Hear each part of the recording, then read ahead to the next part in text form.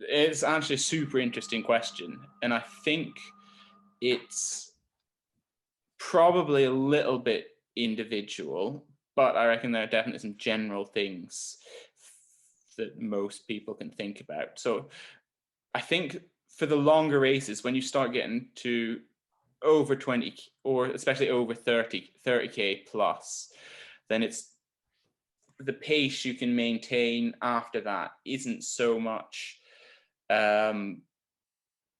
or you can keep maintaining the same pace for anything that's 30K or above for a fairly similar pace. It's more about the fueling that's important to stop you bonking. So it's definitely important to have a good fueling strategy.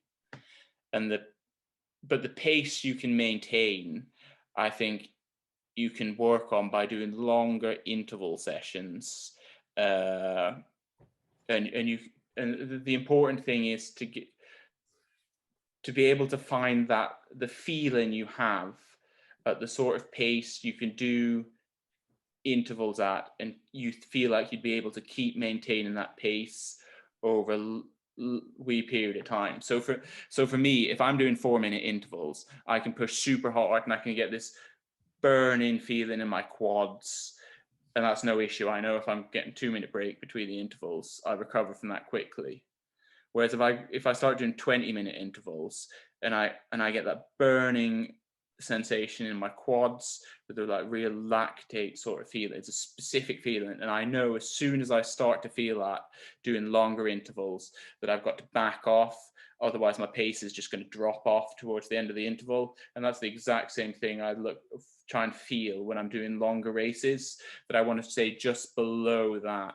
So that's the sort of key for me. I know exactly what that feeling is like, and I know that if I push more than 5-10 seconds with that feeling, that I'm gonna pay for it later on. So if I get that, I've got to back off, and that's kind of, you can learn that from playing around in intervals, trying to push a wee bit too hard, and maybe just timing yourself and trying a few different strategies, and just really thinking about the feeling you get while doing it, not necessarily looking so much at your heart rate or things like that, because I think, or especially for me, it's all about the feeling during the race.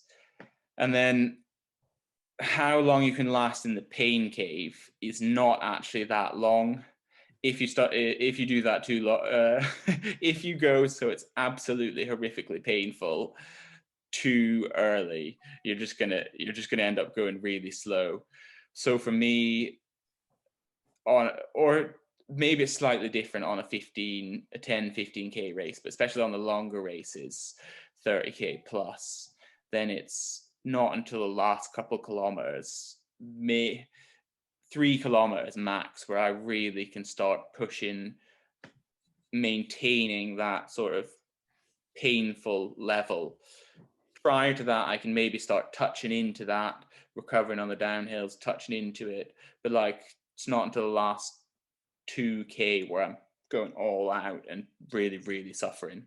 I think maybe that's a little bit individual, how long you can manage that. But for me, it's definitely not until the last couple K.